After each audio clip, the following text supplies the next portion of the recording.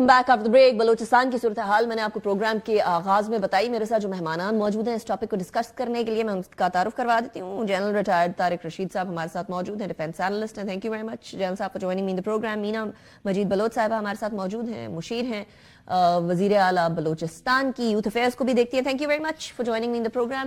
مینا صاحبہ آپ سے ذرا آغاز کرتے ہیں. آپ یوتھ افیئرس کی منسٹر بھی ہیں. یہ ٹولیوں کے اندر آنے والے دہشت گرد اور اتنے منظم طریقے سے آنے والے دہشت گرد, ان کے اندر یوتھ اور خواتین دونوں موجود تھی. یہ اتنے آرام سے برین واش کر رہے ہیں معصوم لوگوں کو اور ان کو پھر فوڈر کے طور پر استعمال کر رہے ہیں. ان کو پتا ہے کہ ہماری سیکیورٹی فورسز کے سامنے یہ نہیں ٹک سکتے ہیں, ان کو بھیجا جا رہا ہے. یہ ہندوستان کی فنڈنگ سے ہو رہا ہے. یہ اتنے آرام سے یوتھ اور خواتین کو کیسے ورغلا رہے ہیں مینا صاحبہ؟ لیکن سب سے پہلے تو بہت شکریہ کہ آپ نے اس دن مجھے جو ہے اپنے انٹرویو میں انوائٹ کیا. میں سب سے پہلے تو آپ کو یہ بتانا چاہتی ہوں کہ میں اس وقت ماندھ میں موجود ہوں, ڈسٹرکٹ کیج کے علاقے ماندھ میں, اور یہاں تقریباً 2 بجے کے ٹائم پہ اس کے آس پاس ایک حملہ یہاں پہ بھی ہوا تھا, جس کو بر وقت ایف سی نے رسپونڈ کر کے دہشت گردوں کو جو ہے وہ آئیڈیا کو لیا تھا. تو اسی طرح بلوچستان کے بہت سارے مقامات پہ انکلوڈنگ کوئٹہ, دہشت گرد جو ٹیم ہے اس نے جو ہے وہ اپنی دہشت گردی پھیلانے کی کوشش کی, خوف ہراس کا ایک ماحول پیدا کرنے کی کوشش کی. آپ نے یوتھ کی بات کی کہ اس میں یوتھ کو استعمال کیا جا رہا ہے. یہ تو ہم پہلے دن سے کہتے آ رہے ہیں اور آج بھی کہتے ہیں کہ یہ جو فتنۃ الہندوستان کے اعلی کار ہیں, اسپانسر جو ٹیررزم ہے ہندوستان کی, اس میں ہماری یوتھ کو استعمال کیا جا رہا ہے برین واش ان کو کر کے, ذہن سازی سے, یا مختلف طریقہ کار ہیں ان کے نوجوانوں کو استعمال کرنے. جہاں تک بات آپ نے خواتین کی تو میں یہ سمجھتی ہوں بلکہ کہتی ہوں کہ یہ بلوچیت کی جنگ نہیں ہے بلکہ بلوچیت کے خلاف جنگ ہے. ہماری خواتین کو اس طرح جنگوں میں خواتین کو استعمال کرنا, بلوچوں کی جو تاریخ ہے وہ ہزاروں سال پرانی تاریخ ہے. بلوچوں کی تاریخ میں اس طرح کے واقعات نہیں ہوئے کہ عورتوں کی اس طرح تذلیل اور اس طرح اپنے جنگوں میں ان کو استعمال کرنا اپنے مقاصد حاصل کرنے کے لیے. نہ یہ اسلامی ہے, نہ یہ بلوچی ہے, نہ یہ انسانی ہے, کسی بھی حوالے سے جسٹیفائڈ نہیں ہے. یہ جو جنگ ہے بلوچیت کے نام پہ نہیں ہے, بلوچیت کے خلاف جنگ ہے, بلوچی روایات کے خلاف جنگ ہے. بلوچی جو یہ ڈریسز ان عورتوں نے پہنی ہیں اور آج جو جس طرح کی تصویریں آئی ہیں جس حالت میں ہیں, یہ کون سے روایات ہیں بلوچستان کے؟ یہ بلوچ تہذیب کی, بلوچ ثقافت کی یہ تذلیل ہے. You are absolutely right. Meena صاحبہ میں آپ کی طرف واپس آتی ہوں.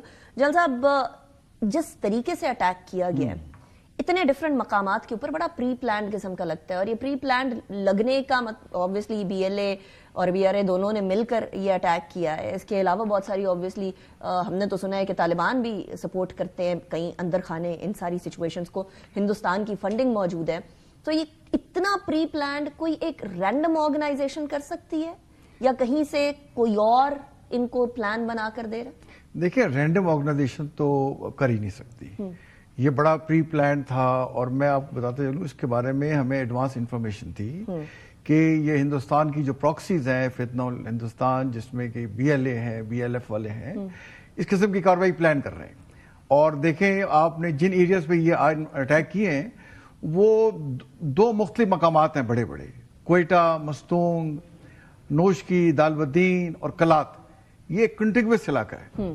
دوسرا گوادر, پسی اور کیچ. باقی علاقوں میں تو کوئی اٹیک نہیں ہوا. تو یہاں پہ دیکھیں ہماری لا انفورسنگ کیونکہ پری فور وارنٹ تھی اور جتنے آئے سب کو جنم حاصل کیا ہے الحمدللہ, اور کافی ساروں کو پکڑ لیا ہے. اب جو پکڑ لیا ہے, جیسے ہم خبریں سنتے تھے مختلف علاقوں سے یہ اپیئر ہوتے ہیں, یہ اب ہمیں بتائیں گے جن کو پکڑا ہے ہمیں کہ پہاڑوں میں کہاں چھپے ہوئے ہیں, کہاں سے ان کو لاجسٹک سپورٹ ملتی ہے, کون ان کے فیسیلیٹیٹرز ہیں, کہاں یہ پناہیں لیتے تھے, کون انہیں گاڑیاں دیتا ہے, کاروائی کر کے کہاں چھپتے تھے یہ. اور دیکھیں جیسے لاسٹ جو D G I S P R صاحب کی کانفرنس تھی, انہوں نے بتایا کہ ہم نے پچھلے سال 75,000 سے زیادہ انٹیلیجنس بیس آپریشن کیے ہیں, اور اس میں سے 71% بلوچستان میں ہوئے تھے, if you remember that. تو دیکھیں انہوں نے ڈیلی بیسس پہ سینکڑوں کے حساب سے آئی بی اوز چل رہے ہیں بلوچستان. ڈیلی بیسس پہ تو 204 205 آپریشن ہوتے ہیں. اور انہوں نے کہا کہ 71% آف آپریشن جو ہم نے لا انفورسنگ ایجنسیز نے کی ہیں وہ بلوچستان میں ہوئے. اور پھر بھی دیکھیں آج یہ کاروائی ہو گئی. تو کتنا میں میگنیچیوڈ آف تھریٹ بتانا چاہتا ہوں. तो देखिए ये जो है इंशाल्लाह इनका कला कमा हम कर देंगे, और इस पे पहले से कमी आ चुकी अच्छा, है। अभी जो अटैक हुआ था इसके अंदर सारे टेररिस्ट का जहन्नम वासिल हो जाना या पकड़े जाना, ये किस बात का अक्कास है? ये मैंने आपको जैसे आपसे कह रहा था ना कि हमें फोर वार्निंग थी कि ये होगा, बट एग्जैक्ट जगहों का आइडेंटिफिकेशन नहीं थी, कितनी तादाद में होगा। ये था कि कर रहे हैं प्लान, और मुख्तलिफ जगहों में बलूचिस्तान के, जैसे पता आपको बहुत बड़ा इलाका है, पाकिस्तान का 44% है, बट ये इलाके जो मैंने बताए हैं 7 मेजर 8 डिस्ट्रिक्ट्स, इनमें ये इन्होंने एक्शन किया है, और फोर वार्न थे तो सबको जहन्नम वासिल किया। और देखिए कुर्बानियां दी पुलिस ने, लॉ एनफोर्सिंग एजेंसी ने, बट कब तक हम ये कुर्बानियां देते रहेंगे? ये देखिए बड़ा सवाल है। मैं थोड़ा इसमें ऐड करना चाहता हूं। देखिए बलूचिस्तान में जो अदालतें हैं, एंटी टेररिस्ट कोर्ट बनी हुई हैं, वहां 9 अदालतें हैं, वो 9 अदालतों का कन्विक्शन रेट 6% है।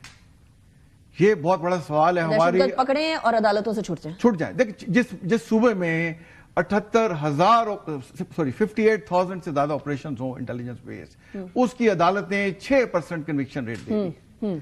तो ये हमारी अदालतों के लिए जुडिशरी पे बहुत बड़ा सवाल है, इन्हें एहसास होना चाहिए। राइट। दूसरा देखिए वहां के जो सरदार हैं, हम सरदारी सिस्टम में बड़ी मुश्किल से ये क्रेडिट जाता है सरफराज बुख्ती साहब को कि उन्होंने बी एरिया से ए एरिया कन्वर्ट करे।